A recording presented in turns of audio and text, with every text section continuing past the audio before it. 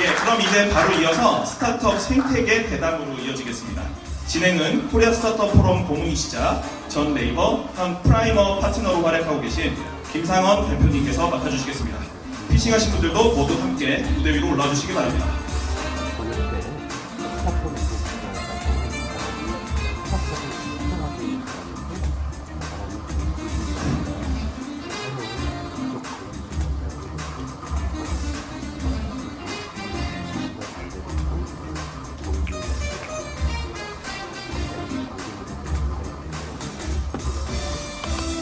정도 좀 넘게 진행된 것 같고요. 예, 오늘 여러분 반갑습니다. 늘 심사만 하시다가 피칭도 해보셨고 그런 속으로 야 저분들 불탕을 좀 먹는구나 이렇게 했는데 막상 보니까 심사하는 분들이 더 떨리는 것 같더라고요. 그래서 사실은 제가 미리 질문 준비했었던 건데 진행되는 내용과 조금 중복될 수도 있긴 있지만 그래도 긴장되던 피칭 심사 시간이 끝났는데 좀 부드럽게 하기 위해서 이런 피칭 심사 세션에 대해서 그냥 연장해서 질문을 드려보도록 하겠습니다.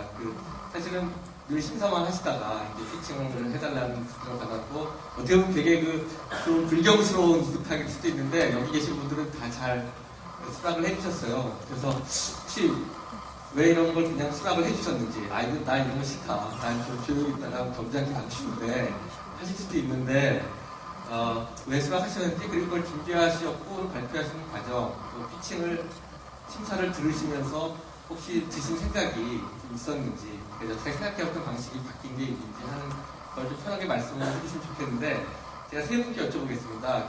늘 심사를 많이 하시는 또 높은 위치에 있는 분들인데 먼저 한김 대표님께 먼저 여쭤보고요. 그 다음은 김수민 의원님, 그 다음 석 실장님께 이렇게 질문을 공개해 주십니다. 저는 별 다른 생각 없었고 이메일 왔을 때 김봉진 대표님 이름이 같이 있더라고요. 그래서 대표님이 물어보시는구나 그래갖고 원래 오늘 오후에 오는 비행기였는데 그냥 비행기 편 바꿔서 그냥 참석한다고 했습니다. 그냥 아무 생각 없이 그냥 했습니다. 네. 저도 제가 보니까 제일 아무 생각 없이 오신 분 같더라고요. 처음에 딱 나가서 이거 포인트가 빗나갔는데 하실 때 저도 아니 이게 좀 뭔가 우리가 잘해보겠다 이런 피칭을 하라고 그랬는데 전혀 이렇게 아무 생각 없이 오신 티가 역력했는데 그래도 와 저는 속으로 평가드리면서 야 역시 투자가 최고구나. 저렇게 성의가 없이 와도 다들 사랑한다는 말을 들으면서 제가 딱 그렇게 생각했었습니다. 김수희 의원님 어떻게 생각하셨어요? 아니, 저는 사실 반대로 굉장히 많은 생각을 하면서 올 수밖에 없었는데요. 일단은 이게 제대로 된 예시인지 모르겠는데 제가 평소에 택시를 되게 많이 타고 다니거든요. 근데 택시를 타면 항상 라디오를 틀어놓으시잖아요, 기사님들이. 근데 그렇게 정치 뉴스를 많이 들으세요. 근데 이야기만 나올 때마다 택시에서 욕이란 욕을 그렇게 하는 거예요. 이게 정치 이제 어쩌고 이러면서 택시를 타면 그렇게 욕을 해요. 그래서 이게 내가 생각하는 것보다 이제 정치, 특히 국회에 대한 불신이 굉장히 크다. 근데 사실 국회에서는 굉장히 많은 일을 하고 있고 또 스타트업 관련해서는 정말 많은 시도와 또 열기가 이 국회 내부에 있거든요. 그래서 그런 부분들을 조금 전달해 드릴 수 있는 좋은 기회가 되지 않을까 싶어서 왔습니다. 저는 이제 벤처부 공무원들에게 우리가 벤처처럼 하자. 그래서 실은 이제 각 과별로 또 벤처실 사용 설명에 그래서 마치 우리가 벤처기업처럼 피칭을 하고 그걸 하자고 행사를 좀 준비 중이었습니다. 근데 이런저런 일도 조금은 미뤄지고 있는데 그래서 그런 걸 하자고 했으면서 제가 이런 자리에 안 오면 안 되잖아요. 그래서 나왔고요. 한편으로는 이젠 정부도 사실 오늘 이야기 들으면서 약간은 억울한 것도 좀 있고 또 사실 정부는 너무 이 정부에 대해서 주어지는 이야기에 너무 수동적일 필요는 없지 않나. 좀 적극적으로 정부의 고민도 좀 알리고 정책이 하나 만들어지는 게 아까 이제 아리아 글 쓰면 사실 종기부소관은 아닙니다. 근데 정부 관계자가 우리 부 아니고 딴 부예요라고 말하는 게 좀 그래서 이제 다들 어느 공무원이든 간에 이렇게 이야기를 들어요. 근데 어떤 점에서는 정부의 입장도 좀 적극적으로 이야기를 하고 그러면서 이제 서로 이해가 되고 좋은 길을 찾을 수 있지 않을까 생각돼서 그런 첫걸음 떼는 기분도 나왔습니다. 그 시간을 5분으로 지키려고 해보니까 어떤 기분이 드셨어요? 근데 5분인지 아닌지를 제가 잘 모르겠는데 일단 짧게 하는 게 늘 좋더라고요. 그래서 시간이 이렇게 아까 커밍스는 사실은 그 뒷내용이 준비는 돼 있습니다. 이제 서류 간소에 대한 준비는 돼 있는데 일단 시간을 5분 안에 줄이기 위해서 그랬고요. 또 어쨌든 뭘 발표할 때는 관계부처하고 좀 협의를 해야 되는 게 있는데 아직 협의가 안 끝나서 서류 간소안을 좀 발표를 오늘 못했습니다. 다음 질문으로 넘어가겠습니다. 그러면 이제 사실 한국 스타트업 생태계가 좀 너무 어렵다 그런 얘기를 이제 많이 여기저기서 저도 읽고 저도 걱정을 많이 합니다. 저도 몇 년 전에 이렇게 하면 한국이 어려워지지 않나? 이런 발표를 한 적도 있는데 가장 최근에 그래도 해외 또 중국도 다녀오시고 또 글로벌 경험도 좀 많이 가지시는 우리 임종 센터장께서 그냥 평소에 생각하시는 요즘의 위기에 대해서 아까 발표보다 조금 더 구체적으로 조금 더 얘기해 주시면 좋을 것 같아요.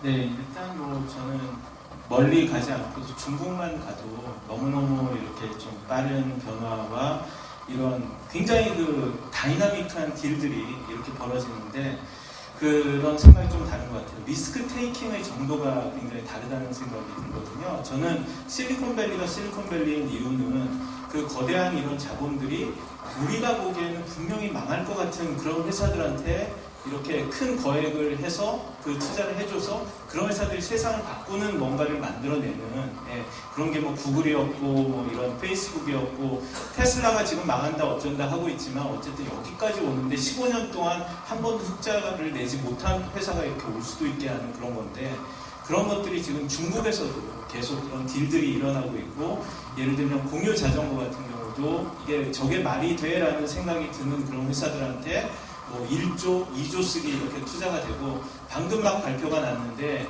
그 1위인 그 두 회사 오포하고 모바이크가 합병을 한다고 지금 발표를 했거든요. 그런 딜들이 지금 계속 나올 정도로 급박하게 이렇게 변해가면서 이런 세상의 새로운 플랫폼 비즈니스랄까 이런 것들을 다 이렇게 장악할 수 있는 거대 공룡들이 나오고 있는데 우리는 그런 새로운 영역에서 뭔가 큰 기업을 좀 전혀 키우지 못하고 맨날 똑같은 이야기를 몇 년 동안 계속하고 있는 게 좀 아쉽다는 그런 생각을 하고 있습니다. 투자 환경이 다 좋아졌는데 좀 그런 큰 기업이 좀 나올 수 있도록 밀어주는 그게 필요하다는 생각을 하고 있습니다. 투자 규모라든지 또 리스크 테이킹이라든지 손해가 나는 걸 우리가 감수할 수 있는 그런 분위기라든지 또 합병의 크기 이런 것들이 가까운 중국에서 이제 크게 일어나고 있다 그런 말씀이고 김봉진 대표님께 먼저 또 한번 발언을 드려야 되니까 오늘은 배달의 민족 대표님이 아니라 코리아 스타트업 포럼 의장으로서 많은 포럼 참여자들을 또 대표하는 입장에 계시니까 또 직접 기업을 하시는 분들의 입장에서의 느낌도 한번 말씀해 주시면 사실은 포럼이 만들어진 것도 규제에 관련된 문제들이 가장 좀 컸었죠. 2, 3년 전에 계속 나왔었던 여러 작은 스타트업들이 시작도 되기 전에 규제 문제에 계속 걸려서 그런데 규제를 자세히 보니까 그게 이제 법적인 문제보다 사실 법 뒤에 있는 어떤 이익 집단, 단체, 어떤 협회 이런 것들의 사실 입김이 굉장히 세다라는 거를 알게 됐고 이제 사회적으로 이제 그들과의 어떤 혁신을 추구할 때 서로 갈등을 만드는 것보다는 그냥 좋은 게 좋은 거다. 그래서 기존에 있던 큰 조직이 좀 더 목소리를 크게 내면 우리 같이 이제 시작되는 조직들은 그냥 이렇게 참고 감수해야 되는 약간 그런 것들이 좀 많이 있었던 것 같아요. 그래서 이제 저희도 자연스럽게 목소리를 내야 된다라는 이야기들이 안에서부터 나와가지고 이렇게 나왔는데 저희도 스스로도 어떻게 될지 모르겠지만 조금 더 어떤 사회적인 갈등이 있을 때 완전히 맞는 답도 없고 완전히 틀린 답도 없는데 이게 단순히 지금의 이익이 아니라 좀 5년 뒤, 10년 뒤 사회적으로 어느 쪽이 더 큰 이익을 가져오느냐에 대해서 조금 더 고려를 하면서 결정을 해봤으면 좋겠다라는 생각을 들고요. 그런 것들에 대해서 좀 목소리를 내고 거기에 대해서 논리적인 근거를 만들고 그런 것들을 꾸준히 해야 된다고 생각을 하고 있습니다. 실제 포럼사들을 만나실 때 규제에 대해서 정말 좀 진짜 걱정을 많이 하고 진짜 답답해하고 진짜 불편해하고 사업의 제한을 받는다라는 말씀을 많이 듣습니까? 얼마나 자주 듣습니까? 매일 들어요. 네. 아 이거 계속. 예, 뭐 메일이란 단어가 굉장히 의미 있는 단어라 더 이상 질문 안 해도 될 것 같습니다. 네, 그렇다면은. 네. 그런데 사실 좀 흥미로운 게 이제 여러분들이 모두 사랑한다고 하시는 우리 한김 대표님은 굉장히 물론 글로벌 펀드이기도 하지만 한국에서 굉장히 또 적극적으로 투자를 해오시고 아까도 유니콘 기업이 벌써 뭐 세계 있고 세계 나올 수도 있다 뭐 이런 말씀도 하셨습니다. 그렇게 보면은 또 어떻게 보면은 너무 이쪽 사정이 나쁘거나 너무 좌절할 것 같은 느낌도 아닌 것 같긴 한데 이런 규제 환경과 관련되기도 하면서도 하여간 한국 시장이라는 것의 가능성, 가치에 대해서도 한번 말씀을 한번 여쭤보고 싶거든요. 네, 저는 환경이 아주 규제 환경이나 이런 게 아주 좋다고는 생각은 안 하는데 어떻게 보면은 이런 환경에서도 이만큼 스타트업이 이런 실적을 낼 수 있으면은 진짜 어마어마한 창업자들이 한국에 있는 것 같다. 그래서 조금이라도 이런 규제, 여러 가지 규제가 있지만 규제들이 하나씩 차근차근 없어지기 시작하면은 굉장한 회사들이 훨씬 더 많이 나올 수 있다고 생각합니다. 그러니까 이렇게 되게 어려운 환경에서 오히려 되게 시장도 있는데 이게 훈련도 잘 돼가면서 힘도 세지고 이게 만약에 규제까지 해소된다면 정말 그 포텐셜을 발휘할 수도 있다. 그런 말씀을 네. 굉장히 좋은 말씀하셨습니다. 시간을 막 절약해서 빨리빨리 가고 싶은데요. 어떻게 보면 가장 중요한 또 말씀을 듣고 싶은 두 분이 석 실장님하고 의원님인 것 같습니다. 그래서 석 실장님 오늘 아까 얘기 여러 번 나왔었던 것 같아요. 그래서 중복된 수도 있지만 아까 제가 인상 깊었던 게 10번째 혁신이다 우리 팀은 이런 말처럼 거꾸로 말하면 그동안 우리 공직사회에서 공무원에서 정부에서 열심히 일을 했지만 그가 잘 안 됐다라는 건데 아까 김도영 임 대표도 너무 형식적이지 않았나 이런 건데 반복된 질문일 수도 있지만 왜 그런 게 그동안 그렇게 됐었을까 어떤 한계점이 있고 그걸 좀 한 번 더 말씀해 주시면 어떨까요? 직원들하고 이야기를 해보면 의외로 굉장히 두려움을 많이 갖고 있어요. 그러니까 밖에서 볼 때는 마치 공무원들이 기득권을 놓치지 않기 위해서 규제를 붙들어 내고 있다고 보시는데 제가 들어가서 같이 생활하면서 또 이야기하면서 느끼기에는 여기 이제 의원님도 계시지만 또 감사원도 있고 그러니까 어떤 것들을 좀 자유롭게 혹은 전향적으로 했을 때 무슨 문제가 생기면 언론에서 일단 문제 삼고 그럼 국회에서 문제가 되고 감사를 받고 이런 일들을 반복적으로 오랫동안 이제 겪어오신 거예요 이분들이. 그래서 내가 책임질 테니 이거 하자고 해도 아이고 실장님은 언제가 실지 모르는 거고 이제 이런 생각들이 하나 좀 있는 거였고요. 또 하나는 전례가 없는 일을 하는 거에 대해서 이를 좀 민간 기업은 뭐 하나 새로 도전해서 잘하면 이제 승진도 하고 리워드가 오지만 공무원 사회는 그런 게 상대적으로 좀 닫혀 있는 것도 있고요. 또 그래서 이제 뭐 감사원에서 적극 행정에 대한 정책이다 이렇게 말씀을 하고 있지만 어쨌든 그런 것들이 좀 있어서 저는 전체적으로 우리 공직사회가 이런 점에서 좀 부드러워질 수 있도록 용기를 좀 북돋아주는 일이 좀 중요할 거고 또 하나는 부처 간의 협업이라는 것을 시스템으로 좀 만들어 가야겠다는 생각들을 하고 있는데 그건 어쨌든 지금 다른 부처 공무원분들하고 협의를 하면서 예를 들면 이제 플러스 이슈 같은 것도 지금 국토부가 협조를 하지 않으면 중기부가 어떻게 할 수 있는지는 제한적이잖아요. 그래서 그런 부분들은 좀 부처 내에서 서로 협의를 강화해야 되겠다 생각을 하고 있습니다. 굉장히 솔직한 말씀이신 것 같고 참석해 주신 의원님들이나 또 언론분들 잘 기억해 주셨다가 이런 점이 개선될 수 있도록 많이 도와주시면 참 좋을 것 같고요. 또 김치민 의원님께 여쭤보고 싶은데 의원님은 브랜드 호텔? 네, 직접 벤처를 창업하신 일도 있다고 들었습니다. 그 당시 가장 어려웠던 일은 어떤 건가요?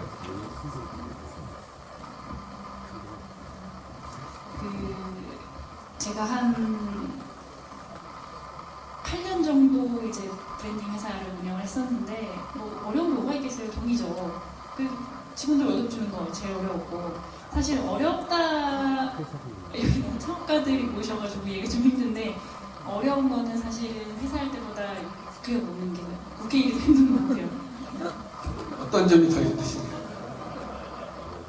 일단 회사할 때는 잘하는 거를 잘하면 되는 스페셜리스트의 업무 영역에만 있으면 되는데 여기는 못하는 것도 잘해야 많은 것을 잘해야 되는 제너럴리스트의 영역이어서 더 많은 촉수가 필요한 것 같아요.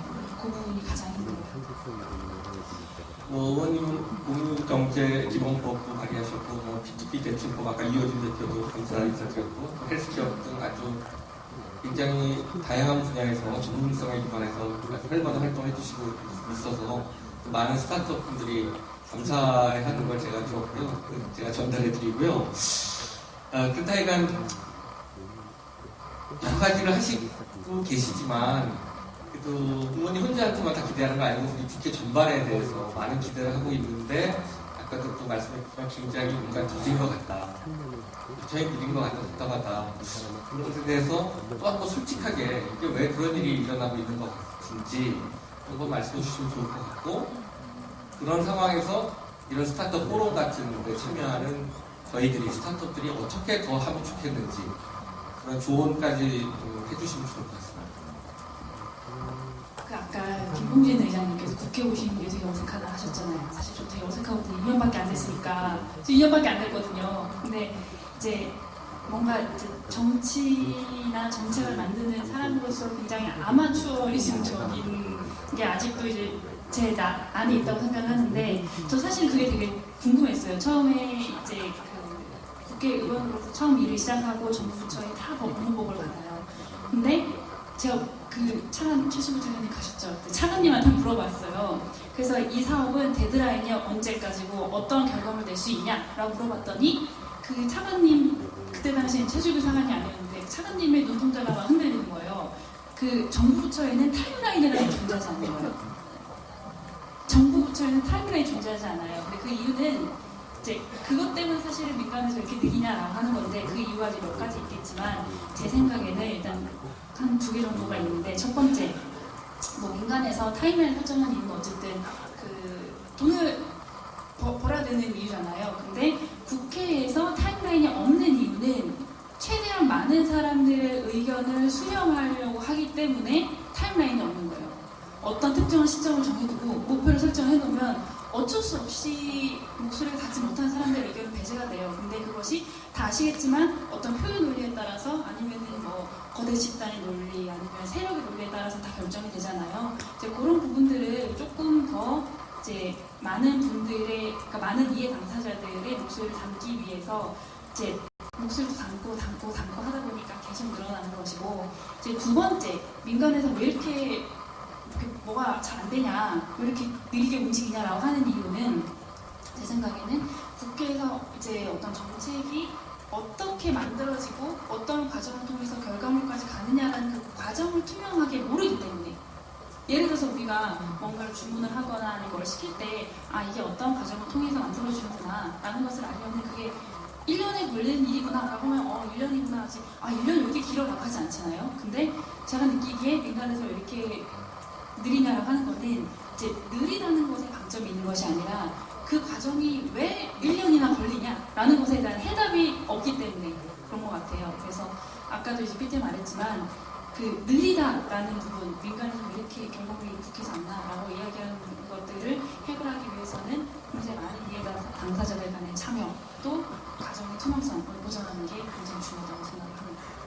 스타트업에 해주실 수 있는 조언은 어떻게 보면 다른 이해관계자들과도 더 따로 국회만 바라보고 얘기하는 것이 아니라 이게 제 말이 맞는지 모르겠지만 이제까지 우리나라가 고도의 성장을 이루면서 특정 산업을 계속 몰아주면서 성장을 시켰잖아요, 경제를. 근데 그때는 사실 굉장히 국회와 정부가 빠르게 움직였잖아요. 지금 우리가 국회와 정부에게 빠른 의사결정을 요구한다는 것은 그 말인즉슨 특정 산업만이 혜택을 받을 수 있다는 것과 다름이 안 된다. 그래서 그렇게 이야기를 하면은 안 되는 거예요, 사실은. 느리더라도 한 명이 10발자국 가는 게 아니고 10명이 한 발자국 가는 사회에서 우리 모두가 함께 하는 법을 찾아야 된다고 생각을 하고 있습니다. 예, 어떻게 보면 여기 있는 운영위원들이나 참여자들 되게 실망할 수도 있는 부분이 있지만 또 사실은 어떻게 보면 저희가 현실을 정확히 알을 때 가장 빠른 길이 나올 수 있다고 생각하기 때문에 저는 굉장히 의미 있는 조언을 해주셨다고 생각이 들고요. 이게 원래 4시니까 제가 뭐 다른 질문 다 잘라버리고 시간 가능한 마치기 위해서 마지막 질문을 발언을 한 번씩 하실 수 있게 요청하고 싶은데 저도 옛날에 회사 대표를 할 때 이런 일을 많이 해봤고 다녔지만 늘 굉장한 약간 패배주의 내지 약간 좌절감이 있어서 아니면 형식적으로 하는 거겠다 이런 생각 많이 그랬거든요. 그래서 그냥 이렇게 하면서 회사 일만 열심히 해야지 하는 일이 많았습니다. 솔직히 여기 많은 분들이 그렇게 생각할 수도 있는데 그냥 이럴 때 제가 쓰는 방법 중에 하나는 공개적인 자리에서 나는 그래도 올해 안에 이거는 분명히 하나 이루어내겠다.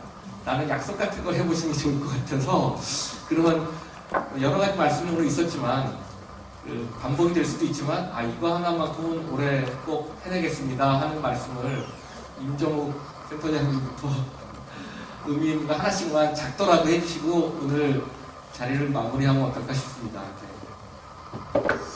네, 전 뭐 항상 하는 건데요. 한국의 그런 좋은 스타트업들을 발굴해서 이렇게 발굴한다면 그렇고 계신 분들을 많은 언론이라든지 정부라든지 이런 데 소개해드리고 많이 그렇게 하는 건데요. 올해는 좀 좋은 리서치 결과를 이런 걸 많이 내고 특히 정부 분들이라든지 이런 분들한테 스타트업이 뭐고 왜 이렇게 돕고 우리가 왜 스타트업이 한국의 그런 희망이고 미래를 위해서 이렇게 중요한 것인지를 알리는 그런 행사든 교육이든 뭐 이런 것들을 한 3번 정도는 상당히 의미 있게 해보도록 이렇게 노력을 하겠습니다. 네. 저희들은 하는 일이 투자하는 일이니까 투자한 회사들 더 큰 마크를 찍도록 최소한 아까 얘기한 유니콘 기업들 그게 사실이 되도록 노력하겠습니다. 네, 공공 부문에서 일하면서 왜 그렇게 민간에서 볼 때 좀 비효율적이거나 느릴까라는 고민들을 많이 했는데요. 지금 가진 경우는 리스크 테이킹에 주저할 수밖에 없다. 기업 같으면 굉장히 과감하게 할 수 있는데 국가를 경영하고 또는 여러 이해관계자가 있는 상황에서 과감하게 하기가 쉽지 않은 것 같더라고요. 그러나 저는 제가 속한 영역에서 최대한 왜냐면 우리가 지금 이렇게 만만한 상황이 아니거든요. 그래서 리스크 테이킹을 하도록 저는 제 힘을 다할 거고요. 근데 제가 짊어지고자 하는 그 리스크가 아니게 하는 건 여기 계신 분들입니다. 그래서 저나 우리 의원님이나 또 열심히 국가적으로 리스크해 보이지만 이쪽으로 가자고 할 때 그 길이 안전한 길이 되도록 여러분들 해주셨으면 좋겠고요. 한 가지 목표는 아까 말씀드렸던 발표한 그거 정말 제대로 잘 될 수 있도록 하겠습니다. 김봉길 장님은 포럼의 의장으로서의 어떤 계획이나 포부를 이제 올해 1000개 모아야 되는데요. 1000개 회사 모을 수 있도록 여러분 많이 도와주셨으면 좋겠습니다. 저는 조금 더 제 얘기 좀 해보고 싶은데 방금 이렇게 실장님과 의원님 얘기를 들으면서 저희가 모르는 저희가 저희 입장만 생각하고 몰랐었던 이렇게 정부나 의원실이나 이쪽 특혜에 여러 가지 어려움도 있겠다라는 얘기들 생각을 많이 하게 됐고요. 이렇게 해서 서로 알아가면서 문제를 좀 풀어나갈 수 있다는 생각이 들어요. 저는 근데 어떤 어려움에 대해서 두려움이 많다라고 말씀을 해주셨는데 우리 사회 전반적으로 약간 도전 정신이라던가 과감함이 좀 많이 결여되어 있다는 생각이 많이 드는데 지나고 나서 생각해보니까 IMF 이후에 이렇게 되지 않았나라는 생각이 들어요. 약간 스타트업뿐만 아니라 모든 사회 전반적으로. 그런데 이제 어떤 시장이 혁신이 되려면은 그 시장에 영웅들이 나타나서 그 시장을 혁신했는데, 그러니까 박세리가 골프를 잘 치고 나서 박세리 키즈가 나오고, 박찬호가 큰 돈을 벌고 나서 그렇게 되고, 요즘엔 테니스도 붐이잖아요. 이런 것처럼 강남의 엄마들이 우리 애를 저걸 시키면 부자가 될 수 있겠구나라는 생각을 딱 깨달으면서부터 적극적인 투자가 이루어지고 그분들이 국회에 가서도 얘기하고 그렇게 될 텐데 스타트업 IT 쪽에서는 그런 영웅들이 여태까지 나오다가 계속 좌절이 됐던 것 같아요. 좀 약간 안 좋은 쪽으로 계속 언론에 나온다거나 아니면은 여러 가지 문제로 인해서 기업하는 사람에 대한 부정적인 이슈들을 더 많이 부각이 되면서 우리 아이들이 기업을 하는 게 정말 맞을까에 대한 생각을 아예 처음부터 끊지 않았다라는 생각이 들고 있습니다. 그래서 저는 여기 뭐 언론 쪽도 많이 오시고 국회의원 분들도 많으셔서 좀 한 가지 뭐 말씀을 드리고 싶으면은 시장이 잘 되려면은 결국에 엄마들이 움직여야 되는데 엄마들이 우리 애를 더 잘 키우려면은 부자가 된 어떤 사례들을 가지고 계속 우리 애도 스타트업 했더니 스티브 잡스처럼 뭐가 됐다, 앨런 머스크처럼 뭐가 됐다처럼 한국의 누군가도 이렇게 하면 정말 크게 돼서 돈도 많이 벌고 세상에 좀 더 이런 일을 했을 수 있겠다는 얘기를 좀 많이 할 수 있는 세상이 되었으면 좋겠습니다. 네, 감사합니다. 네. 네, 그럼 이제 마지막으로 김수미 의원님 말씀 듣겠습니다. 일단 제 목표는 코리아 스타트업 포럼 2,000명 회원수 만드는 거, 그게 제 목표입니다.